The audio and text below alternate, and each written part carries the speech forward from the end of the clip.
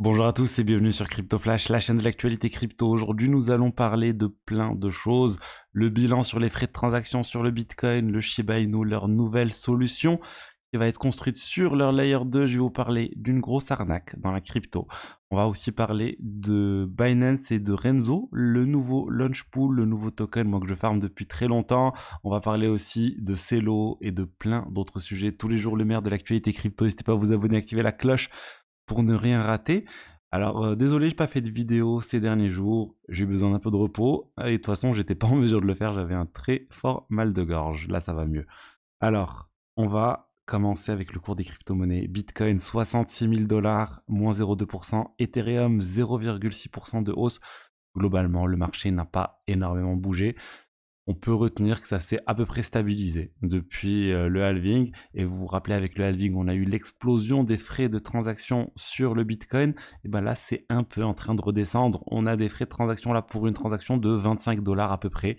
26 $ pour envoyer une transaction sur le Bitcoin, ça reste beaucoup, mais ça reste bien en dessous des 70 $, 80 $ qu'on a connus juste après le halving. Donc c'est en train de se calmer. Donc c'est le moment de minter aussi certaines choses. Si vous voulez, vous pouvez minter des runes pour moins cher que lors du halving. Et voilà, et à vous de voir ce que vous voulez faire. On a aussi un ordinal très rare, un EpicSat. C'est le premier Satoshi, le premier SAT qui a été créé après le halving, qui a été récupéré par la pool de minage via BTC. Et ben cet ordinals en fait va être vendu par via BTC sur l'exchange qui leur appartient, Coinex, et ils vont mettre ça aux enchères pour espérer en tirer le plus possible. Ça va commencer à 100 000 $, mais potentiellement ça peut aller beaucoup plus. Et là, on va parler d'autre chose. Je voulais vous parler du Shiba Inu, mais là, cette fois, on va parler de tech. On va pas parler juste du même coin ou de leur layer 2. Là, en fait, on va parler du fait qu'ils viennent de lever 12 millions de dollars pour construire leur solution orientée privacy, orientée confidentialité, qui va être construite sur leur solution de layer 2, sur ce qui s'appelle Shibarium. Donc, ils vont construire une nouvelle solution. Le token associé, ça va être le Treat. Et ils ont énormément d'investisseurs de renom dans ce round d'investissement. Il y a Animoca Brands, Polygon Ventures et d'autres. Et en fait, ils utilisent une technologie de chiffrement qui est l'une des plus prometteuses, la Fully Homomorphic Encryption. C'est quelque chose qui permettrait de réaliser des opérations sur des données chiffrées, alors que actuellement c'est pas possible de réaliser des opérations sur des données qui sont chiffrées parce qu'elles sont chiffrées, on ne peut pas les manipuler. Il y a toute une nouvelle forme de technologie qui est en train de naître autour de ça, autour du chiffrement homomorphique. Et du coup, on va voir ce qu'ils vont réussir à faire avec tout ça. C'est très intéressant vraiment ce que le Shiba est en train de faire. Après avoir être parti de rien ou juste d'un même coin, ils ont construit un exchange décentralisé, ils ont construit un layer 2, ils construisent maintenant ce type de solution, enfin cette solution, et du coup j'ai hâte de voir ce que ça va donner. Ensuite, je vous ai dit une arnaque. Il y a une nouvelle arnaque et cette fois, ça nous vient de Z Casino. Z Casino, c'est quelque chose qui a été lancé il n'y a pas si longtemps que ça par des anciens de Zigzag, de l'exchange Zigzag. Et Z Casino a levé plus de 30 millions de dollars auprès d'investisseurs. Et ils avaient promis en fait que l'ensemble des Ethers qui étaient déposés auprès, chez eux, sur Z Casino, allaient pouvoir être récupérés lorsque leur mainnet allait arriver. Donc en fait, ils se sont dit, voilà, vous pouvez venir déposer de l'argent chez nous, des Ethers, vous allez accumuler un certain nombre de choses, de points, etc. Et au final, une fois qu'on va être lancé, vous allez pouvoir récupérer les fonds. Les gens se sont dit pourquoi pas, ça ressemble à ce que Blast a fait. Vous pouvez déposer des Ethers et ensuite récupérer les Ethers, et ça fonctionne bien. Sauf que là, Z Casino, qu'est-ce qu'ils ont fait? Au lancement, ils ont dit non, non, écoutez, en fait, vos Ethers, on va pas vous les rendre. On va les convertir dans le token natif, notre token natif, le Zcash, et on va vous les donner petit à petit. Et en fait, ça pose problème parce que c'est pas du tout ce qu'ils avaient noté sur leur site et sur plein de réseaux sociaux. Et ils ont dit non, non, c'est comme ça que ça va se passer. Les gens sont en train de dire c'est n'importe quoi, c'est un scam, c'est un rug pull. Ils ont trouvé l'identité d'un des fondateurs de Z Casino, ça a été publié.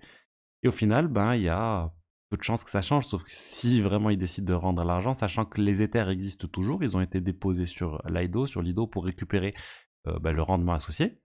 Et ça veut dire qu'ils ont détourné en fait l'argent pour pouvoir, je sais pas faire, je sais pas, pour le voler, pour essayer de voir s'ils vont s'en sortir, pour peut-être le rendre plus tard, mais actuellement ils ont dit non, ça va pas être rendu, on va vous rendre uniquement les tokens ZK, c'est un prix avantageux.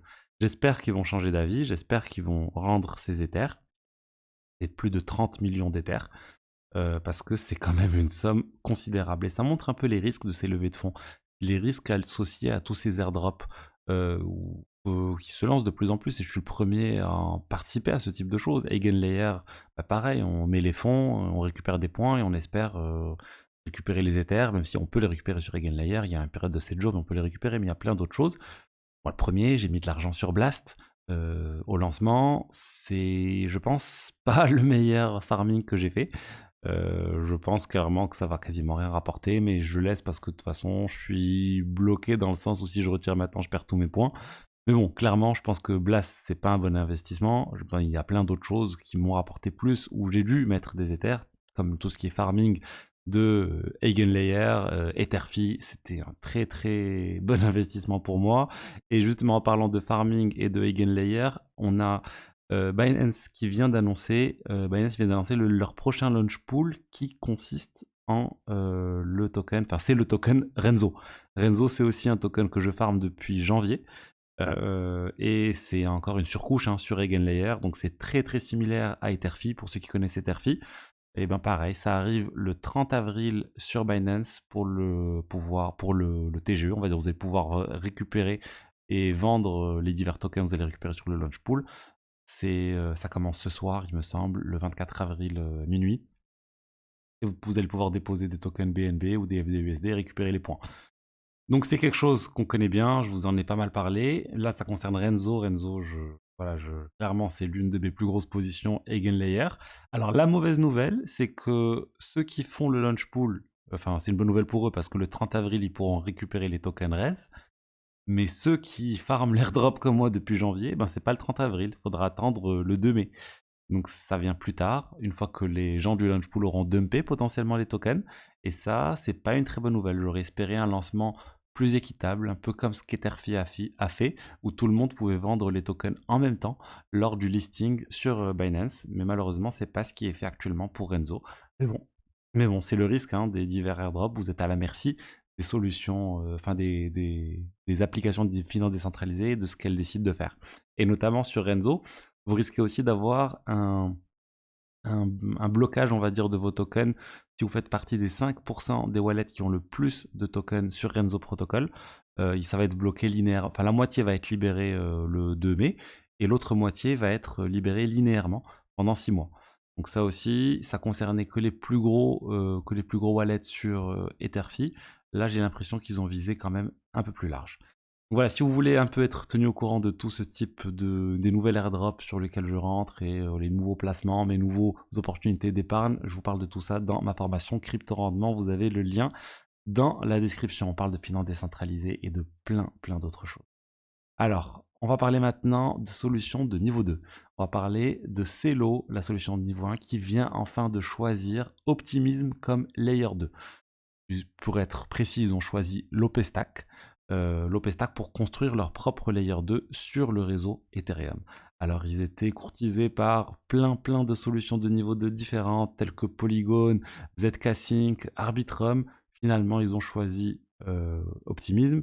Alors il faut encore que la proposition soit validée par la communauté, mais là c'est la société qui est derrière Celo, Celabs, qui vient de proposer cela, mais pour moi ça fait pas de doute que ça va passer. C'est comme ça que ça se passe généralement.